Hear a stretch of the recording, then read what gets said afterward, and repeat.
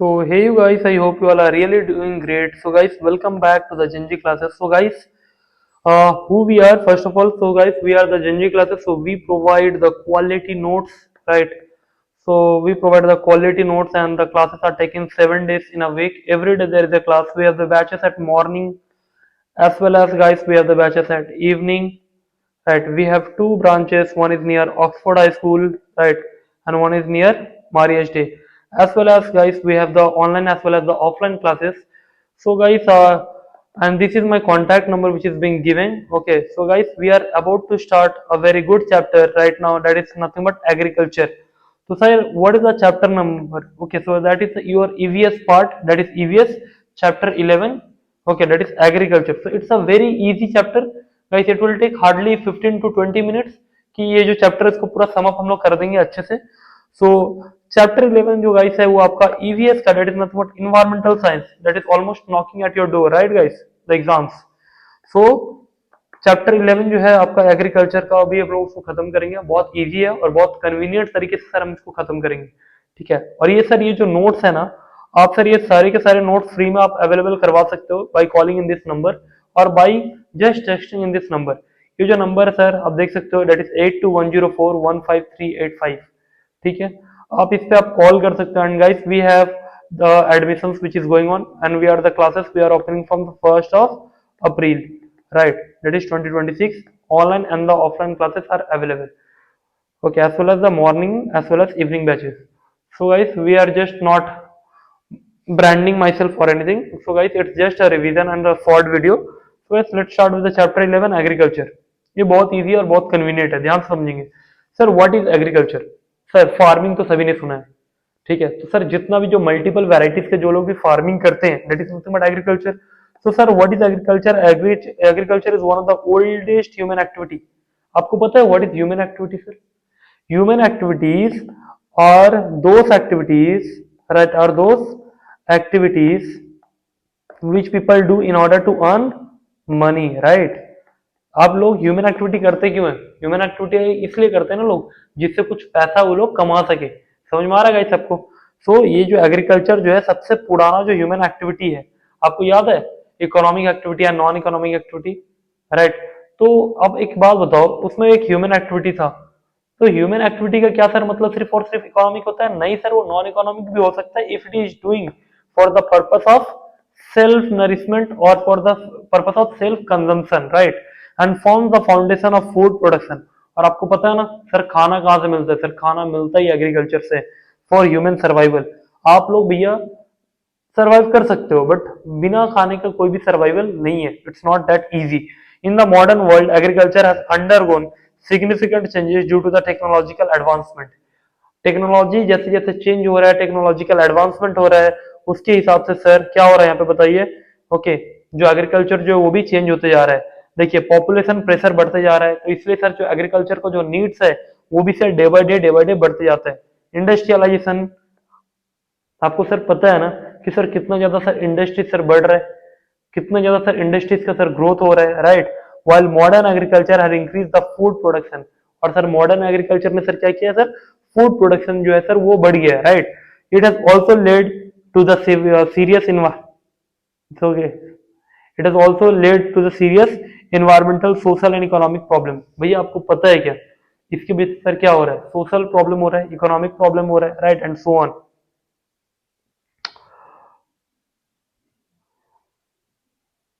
समझ में आ रहा है गाइस? ओके, देखो यहाँ पे ध्यान से समझना, ठीक है. उसकी उठो ना, ठीक है.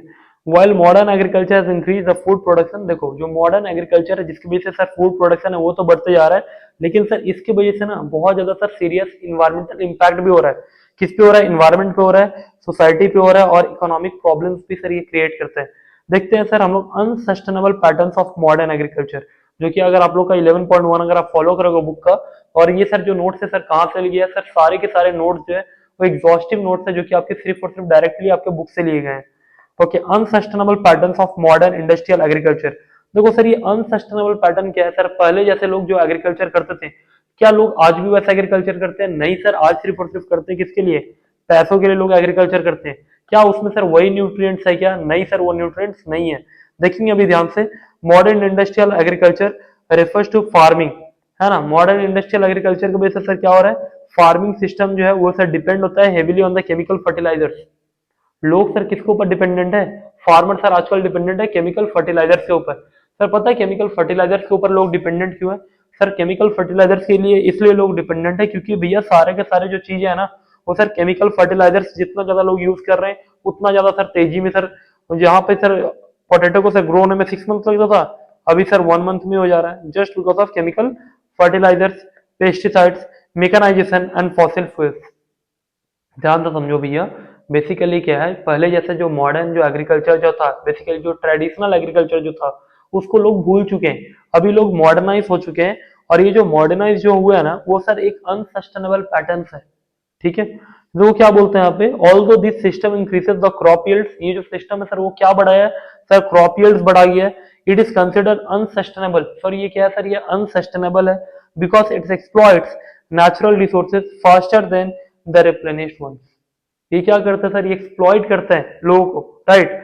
ये नेचुरल रिसोर्सेज को, जो सॉइल है उसको पूरी तरीके से एक्सप्लॉइट मतलब पूरी तरीके से खत्म कर देता है faster and then it replenished. और आस्ते आस्ते सर क्या होता है, जो भी मॉडर्न जो एग्रीकल्चर से जो भी अवेलेबल है हमारे लिए वो सर सारे के सारे सर चीजें जो है वो रिप्लेनिश हो जाते हैं, खत्म हो जाते हैं। सर होता कैसे है सर, ये देखो अनसस्टेनेबल मॉडर्न एग्रीकल्चर, लोग क्या यूज कर रहे हैं, केमिकल फर्टिलाइजर्स यूज कर रहे हैं, हेवी मशीन का यूज कर रहे हैं, फॉसिल फ्यूल्स का यूज कर रहे हैं पानी डालने के लिए, राइट। और सर बहुत सारा पेस्टिसाइड्स का यूज कर रहे हैं जो कि लोगों को करना तो नहीं चाहिए बट लोग जो है वो सर मानते कहाँ हैं। Industrial agriculture treats the farm like a factory, जो इंडस्ट्रियल जो एग्रीकल्चर है सर वो फार्म को, ओके, जो भी फैक्ट्री है उसको तो सर कैसे लोग अभी ट्रीट कर रहे हैं, like a factory.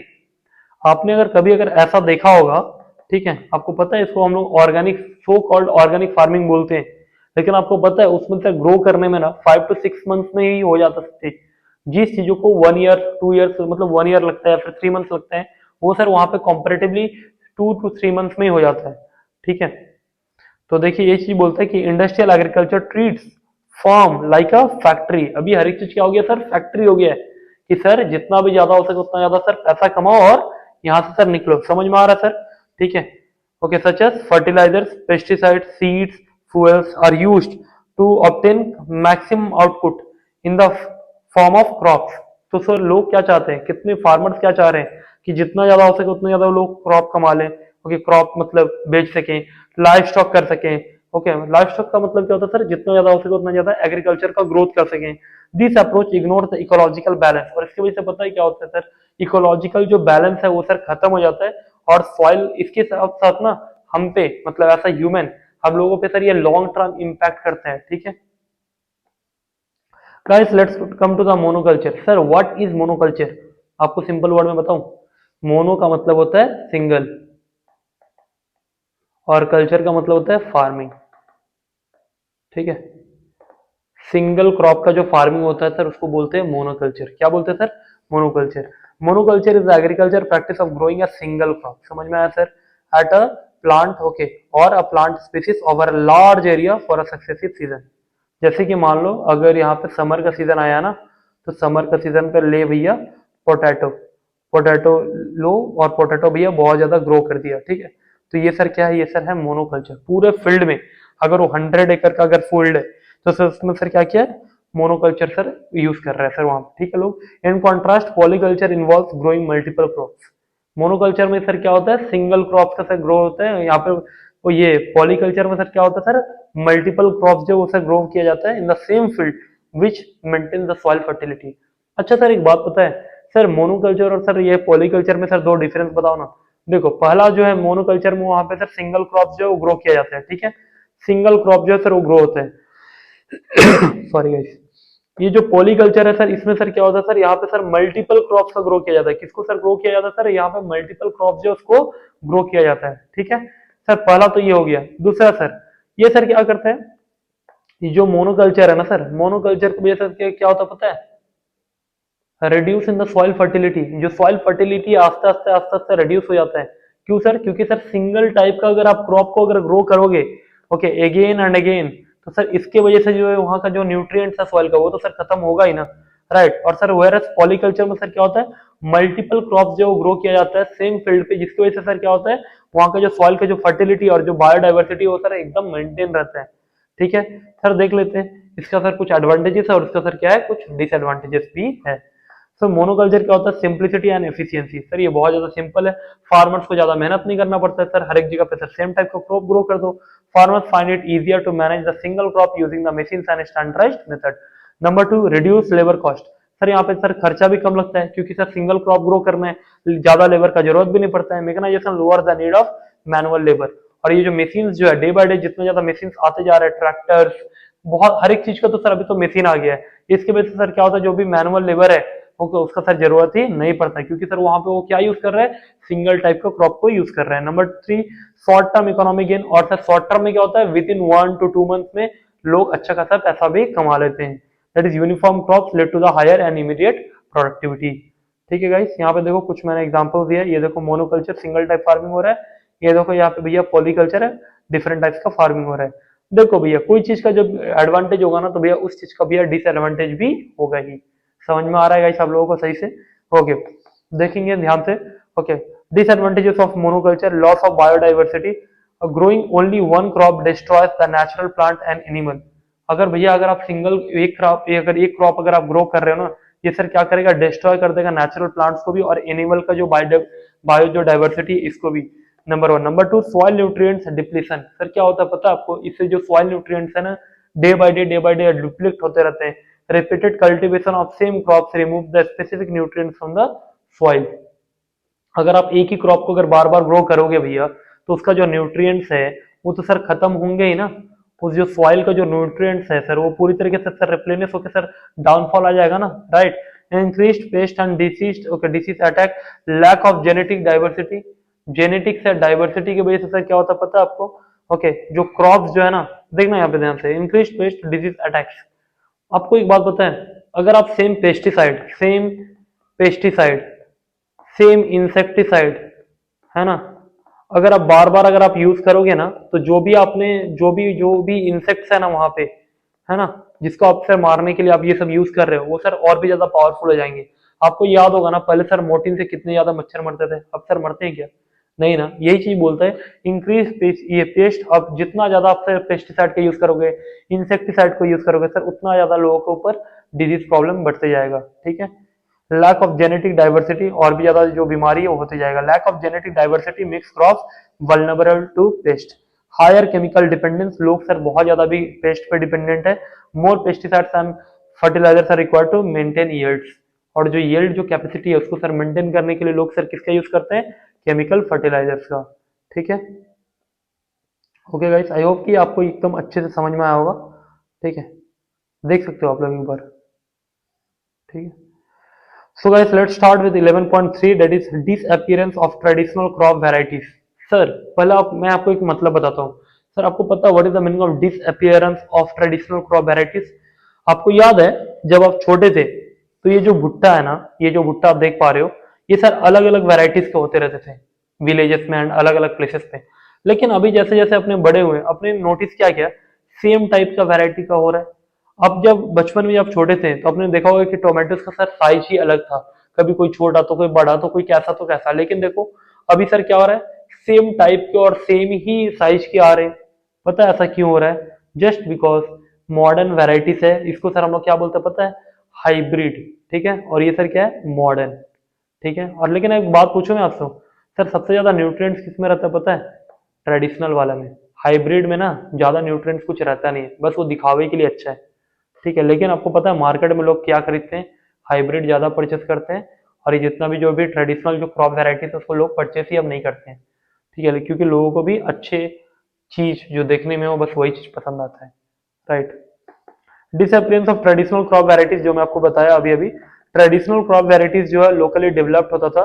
Okay, crops that possess high genetic diversity, मैंने बोला ना जेनेटिक डाइवर्सिटी भी बहुत अच्छा था, उसका न्यूट्रिएंट्स भी अच्छा था, are well adapted to local environmental conditions with the introduction of high yielding variety.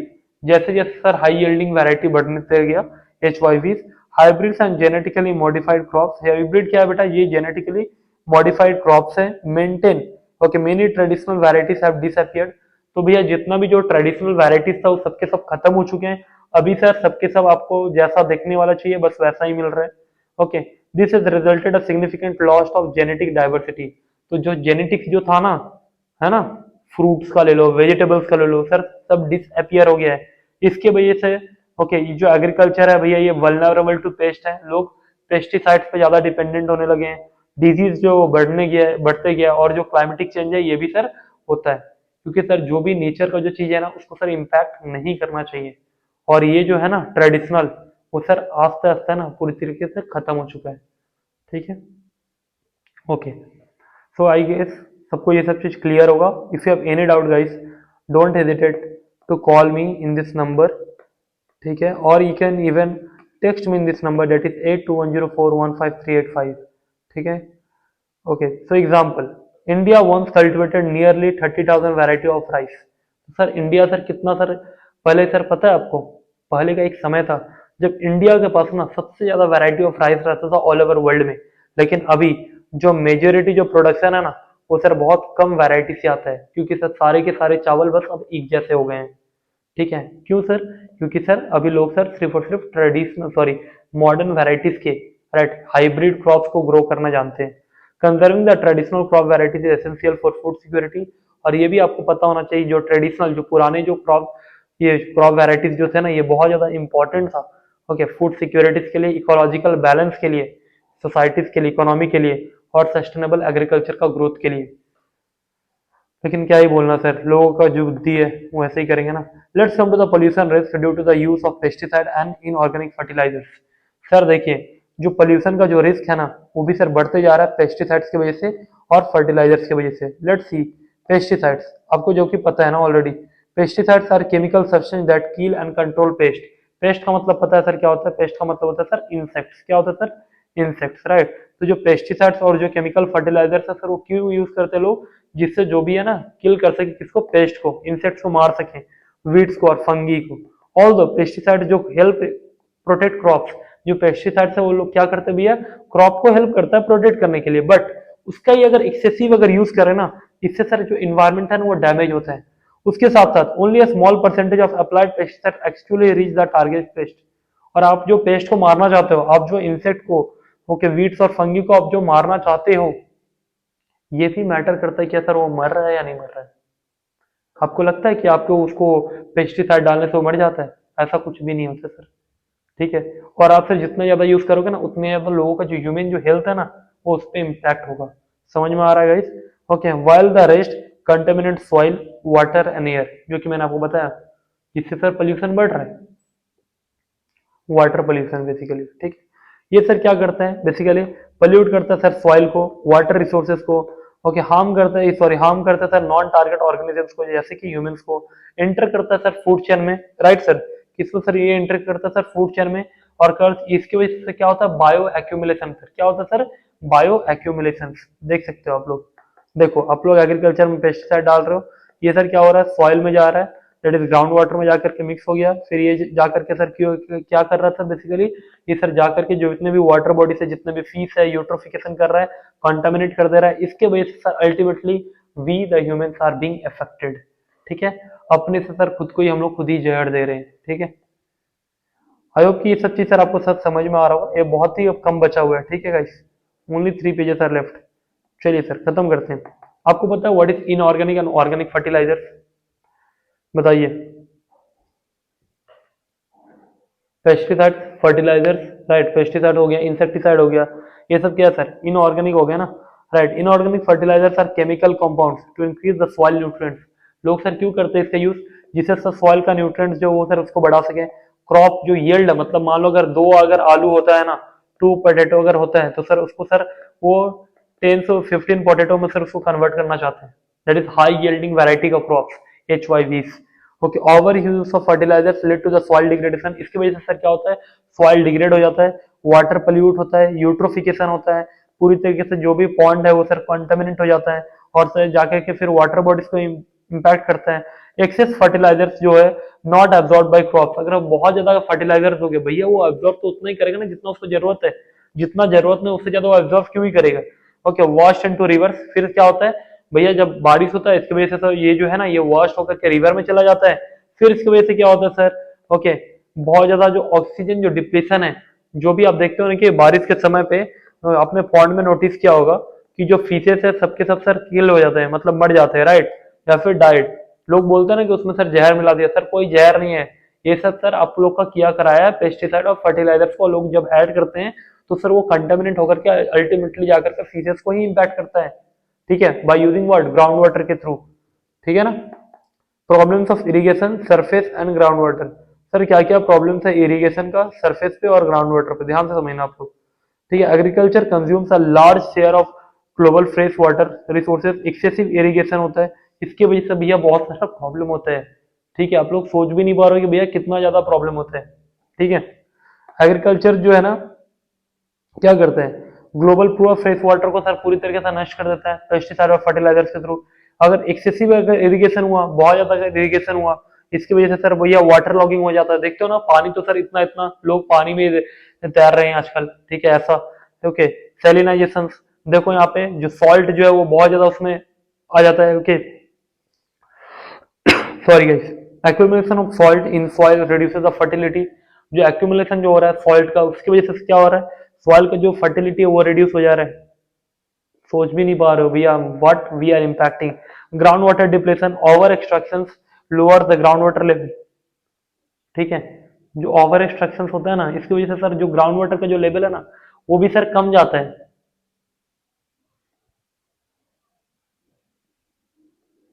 We are just about to end guys, have some patience, I can understand कि इतना देर से क्लासेस चल रहा है एक के बाद एक रिकॉर्डिंग्स, ठीक है। सो आई होप कि आप लोग अच्छे से पढ़ाई कर रहे हो, पढ़ाई पे ध्यान दो गाइस, ठीक है। Your exams are just knocking at your door, ठीक है। Types of irrigation in India, and guys we are also putting a lot of efforts कि भैया जितना ज्यादा हो सके उतना ज्यादा अच्छे से आप लोग को पढ़ा सकें। Types of irrigation in India, एक होता है sir canal irrigation, water supplied to canal from rivers, आपने नोटिस किया होगा ना सर बड़े बड़े जो कैनल्स होते हैं, ओके, उसके थ्रू बहुत बहुत बड़े बड़े जो कैनल्स होते हैं सर वो क्या होता है सर, वाटर जो है सर इजीली जो है सप्लाई होता है कहाँ पे सर, रिवर से कहाँ पे लोगों के पास जाता है, राइट। और सर क्या होता है वहां पे और भी सर फिल्ट्रेशन होता है जैसे कि आप देख पा रहे होगे, ठीक है। टैंक इरिगेशन क्या होता है सर, ओके, रेन वाटर जो भी स्टोर होते हैं tanks are used for farming, लोग सर यूज करते हैं ना टैंक। वेल इरिगेशन क्या होता है, ground water drawn from the wells, कुआं से भी लोग पहले पानी निकालते थे, ट्यूब वेल्स होता था, याद आया कुछ सर, ऐसा होता था ना ट्यूब वेल्स, ठीक है। अब देखो सर क्या हो रहा है, problems of irrigation, water logging, बहुत ज्यादा सर पानी, जितना ज्यादा पानी चाहिए नहीं सर उससे ज्यादा पानी आ जा रहा है। सैनिटाइजेशन सर हो रहा है, फॉल्टी वाटर बेसिकली बोलते हैं इसको सर, क्या बोलते हैं, फॉल्टी वाटर, इसकी वजह से सर बहुत ज्यादा प्रॉब्लम होता है। और ये जो ग्राउंड वाटर जो है जहां पे जिस लेवल पे रहना चाहिए उससे ज्यादा सर कम जाता है, ग्राउंड वाटर सर डिप्लेक्ट होता है। एनवायरमेंटल डैमेजेस सर क्या होता है, लार्ज फार्म यूनिट्स को, देखो पहला बात सॉइल डिग्रेडेशन 11.6 सर आप लोग का बुक का चेक करना यही है सर, ठीक है। सॉइल डिग्रेडेशन, हेवी मेशनरी जो है वो कॉम्पैक्ट करता है सॉइल को, जिसकी वजह से जो भी फर्टिलिटी है सर वो रिड्यूस हो जाता है। Loss of biodiversity, large farm जो है वो रिप्लेस कर देता है भैया पूरा नेचुरल इकोसिस्टम को, ध्यान से समझो। देखो सॉइल डिग्रेडेशन क्या बोलता है, जितने भी अगर आप हेवी मशीन को आप यूज करोगे वो सर इंपैक्ट करेगा सॉइल को और रिड्यूस करेगा भैया फर्टिलिटी को, number one. Number two, loss of biodiversity, भैया जैसा लोगों को पहले जो ट्रेडिशनल जो मेथड जो था ना, ट्रेडिशनल जो क्रॉप्स जो था आप लोगों ने देखा ना सर कैसा होता है सर ट्रेडिशनल क्रॉप, दिखाओ ना, याद आया कुछ ये, ओके। ये सर बायोडाइवर्सिटी जो है ना आस्ते आस्ते सर लोग क्या कर रहे हैं उसको लूज कर दे रहे हैं। Large farm replaces the natural ecosystem, natural ecosystem जो पूरी तरीके से खत्म हो रहा है। Water pollution, run off of chemical contaminants water bodies, sir जितना ज्यादा सर केमिकल कंटामिनेंट्स है, जितना ज्यादा जो भी सर पेस्टिसाइड है, ध्यान से समझना, पेस्टिसाइड क्या होता है, देखो ध्यान से, पहले आप लोग डालते हो इसको एग्रीकल्चर में, ठीक है, और आप लोग क्या सोचते हो कि जितने भी कीड़े मकोड़े वो सर पेस्टिसाइड से सर मर जाएंगे, राइट। लेकिन सर ऐसा कुछ भी नहीं होता है, ठीक है, ऐसा नहीं होता है। ये सर क्या होता है, इसमें आप लोग ओवर यूज करते हो, क्या करते हो, ओवर यूज। ये सर क्या करते हैं, ये सर फिर ना सर वही जो सेम चीज है ना फिर जाता है ये रेन वाटर के थ्रू, रेन वाटर के थ्रू, ओके, रन ऑफ होकर के जाता है सर पॉन्ड में, कहाँ पे जाता है सर, पॉन्ड में। और सर पॉन्ड में जाके सर क्या करता है, जितने भी सर वहां के जो लाइफ है, ओके, कौन सा लाइफ सर बताइए ना, वहां का जो भी इकोसिस्टम है, फीस हो गया, ठीक है, एंड और भी जो फ्रेश वाटर जो भी इकोसिस्टम है उसको सर पूरी तरीके से डिसरप्ट करता है, right. Water pollution, run off chemical contaminant the water bodies, green house gas emission, use of fossil fuels. भैया जितना ज्यादा आप फॉसिल फ्यूल्स का यूज करोगे ना, उसकी वजह से सर क्लाइमेट चेंज सर होते रहेगा। ठीक है, तो सर बेटर क्या है ना, बेटर क्या है ना कि आप जो ये जो इसका जो आपका जो इनऑर्गेनिक है ना, उससे अच्छा भैया आप ऑर्गेनिक फर्टिलाइजर्स का यूज कर सकते हो। ठीक है। Food mountains in developed countries. Sir what is food mountains in developed countries? आपने नोटिस किया है, फूड माउंटेन्स होता है, फूड को स्टोर करके रखा जाता है एक जगह पे, दैट इज फूड माउंटेन्स। ध्यान से देखो, food mountains refers to the excess production, ठीक है, and storage of food grains. America क्या करता है सर? अमेरिका करता है, ओके, फूड ग्रेन्स को यूएसए जो क्या करता है कि स्टोर करके रखता है। क्या करता है सर? स्टोर करके रखता है। ठीक है, और ये सर बेसिकली कहाँ पे होता है? डेवलप्ड कंट्रीज में। Despite global hunger, global hunger है, पूरा ऑल ओवर वर्ल्ड में भूखमरी फैला हुआ है, लेकिन तब भी लार्ज क्वांटिटी ऑफ फूड जो है उसका ये लार्ज क्वांटिटी ऑफ फूड जो is wasted due to the over production. ठीक है, जो लोग जो ओवर प्रोडक्शन करते हैं, ओके, पुअर ये डिस्ट्रीब्यूशन करते हैं, और कंज्यूमर जो बिहेवियर है, लोग क्या करते हैं ना, जो भी डेवलप्ड जो नेशन है वो क्या करता है भैया, एक्सेस जो प्रोडक्शन करते हैं और स्टोरेज कर लेते हैं फूड ग्रेन्स को। ओके, और जो भी डेवलप जो नेशंस हैं, जो भी डेवलपिंग नेशंस है, उन लोग को उतना सप्लाई करता नहीं है। इसकी वजह से क्या होता है भैया, ग्लोबल हंगर की वजह से भी, मतलब देखो पूरा भुखमरी जो है फैलते जा रहा है, right. Large quantity of food is wasted due to over production. अब जो लार्ज क्वांटिटी जो फूड है ना, वो भैया यहाँ पे वेस्ट हो जाता है ओवर प्रोडक्शन की वजह से। सोचो, कहीं पे खाना नहीं मिल रहा और कहीं पे भैया इतना ज्यादा हो रहा है कि वहां पे लोग उसको यूज ही नहीं कर पा रहे हैं। Poor distribution and consumer behaviour, लोगों का कंज्यूमर बिहेवियर पता है सर कैसा है? लोग सोचते हैं कि भैया मैं कमाऊं और कोई ना कमाए, मैं खाऊं और कोई ना खाए।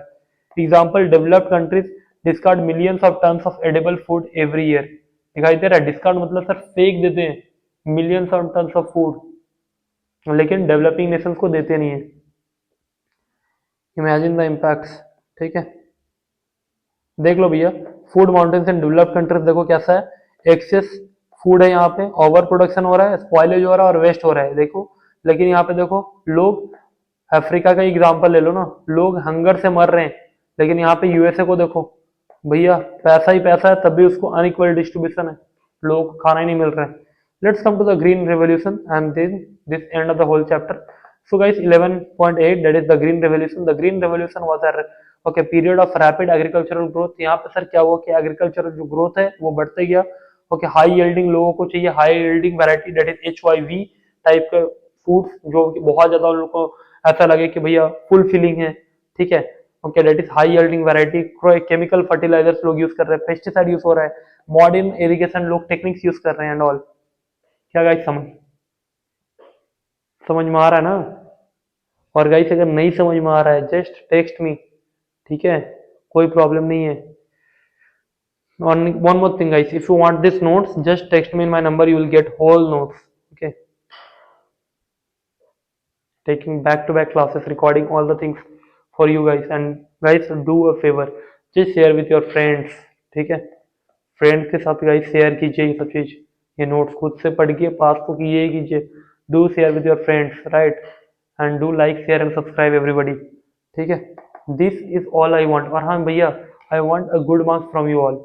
ठीक है, आई डोंट वांट एनीथिंग, भैया अच्छे मार्क्स लेके आओ, कमेंट करो कि भैया you got this marks, that's enough for me. ठीक है, ये इतना इनफ है मेरे लिए। Benefits of green revolution, okay, increase in agricultural productivity, जो भी एग्रीकल्चर जो प्रोडक्टिविटी है सर वो बढ़ते जाता है। Number 2, improve food security, food security लोगों का बढ़ रहा है। हाई फार्मर्स इनकम, अगर देखो अगर अच्छे से अगर ग्रीन रेवोल्यूशन हुआ, अगर देखो अगर लोग यहाँ पे देखो, जैसे कि जो गवर्नमेंट है ना, गवर्नमेंट भी अगर सरकार भी अगर क्या किया कि लोग किसान को अगर सब्सिडी दिया ना, तो सर यहाँ पे पता है क्या होगा, अगर वो सब्सिडी देता है तो यहाँ पे जो भी फार्मर का जो इनकम है ना वो भी बढ़ जाएगा, और यहाँ पे एग्रो बेस्ड इंडस्ट्रीज का डेवलप होगा, that is agricultural based industries.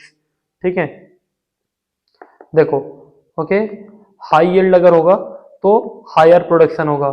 Food security क्या होता है भैया, रिड्यूस करता है हंगर को और स्टेबल फूड सप्लाई लेके आता है। केमिकल यूज ज्यादा नहीं करना चाहिए, जिसकी वजह से देखो फर्टिलाइजर्स और पेस्टिसाइड देख रहे हो कैसे बह रहा है, और इससे सर क्या होता है, अल्टीमेटली सर सॉइल डैमेज होता है, सॉइल को सर न्यूट्रिएंट जो डिप्लीट हो जाता है, इरोशन होता है, सैलिनिटी होता है, और न्यूट्रिएंट सर किसी को भी नहीं मिल पाता है ऑन टाइमली बेसिस। ठीक है, okay, let's come to the shortcoming of the green revolution. Green मतलब ग्रीन रिवोल्यूशन का शॉर्ट कमिंग क्या क्या है? एनवायरमेंटल डिग्रेडेशन, सर इन्वायरमेंट जो है डे बाय डे डिग्रेड हो रहा है। सॉइल न्यूट्रिएंट्स जो है वो इम्बैलेंस हो रहा है, इंक्रीज द पेस्टिसाइड यूज, जो पेस्टिसाइड है सर वो पूरी तरीके से सर लोग यूज कर रहे हैं। रीजनल ओके इनइक्वालिटीज, लोगों को सर क्या चाहिए भैया, रीजनल इनइक्वालिटीज मतलब जानते हो, जो मैंने अभी अभी आपको बताया, जो कि डेवलप्ड कंट्रीज में बहुत ज्यादा सर फूड फैसिलिटीज मिलता है, लेकिन सर वो जो डेवलपिंग कंट्रीज हैं वो सर बहुत ज्यादा सफर करते हैं। आपको याद है ना ये एक्सेसिव हो रहा है यहाँ पे डेवलप्ड कंट्रीज में, और जो डेवलपिंग कंट्रीज है वहाँ पे लोग हंगर से और पॉवर्टी से मर रहे हैं, right. Let's come to the important terms, जो कि सर मैंने ऑलरेडी पढ़ा दिया आप लोगों को, the end of the whole chapter guys. तो इंपॉर्टेंट टर्म्स एक बार देख लेते हैं। मोनोकल्चर का मतलब क्या होता है, सिंगल क्रॉप। एचवाईवी मतलब क्या होता है sir, high yield variety crops, right, yielding variety crops. Pesticide आपको पता है ना, केमिकल होता है जो कि पेस्ट को मतलब बेसिकली जो इंसेक्ट्स है उसको सर मारने के लिए हेल्प आता है, वीड्स को एंड सो ऑन। यूट्रोफिकेशन क्या होता है sir, nutrients enrichment of water bodies, है ना, जो भी न्यूट्रिएंट्स है उस जा करके वाटर बॉडीज पे इम्पैक्ट करता है। ग्रीन रेवोल्यूशन क्या होता है, जो कि सर हम लोग टेक्नोलॉजिकल ट्रांसफॉर्मेशन कर रहे हैं किसका सर, एग्रीकल्चर का, जिससे जो एग्रीकल्चर है वो भी सर ग्रो हो सके, जिससे जो किसान है वो भी सर अच्छा खासा सर हाई यील्डिंग कर सके, राइट। सो गाइस ये रहा mind map, okay, the end of the whole agriculture. और गाइस ये जो नोट्स है टोटली एग्जॉस्टिव है और आपके बुक से ही लिया गया है। So I hope you all enjoy the video guys and do share with your friends. Okay, and the end of the whole chapter 11, that is nothing but agriculture. And guys, if you do like share and subscribe. And guys, do share with your friends. And guys, one more thing, if you want the free demo classes, you can contact over here 8210415385. We are providing 1 week free demo classes and we have the batches available in morning. We have guys batches in morning as well as in evening. Okay, and we also even provide the online classes, right? Even if you by chance you are watching from Howrah, you can join us. Thank you everyone and keep supporting us, right? Do share.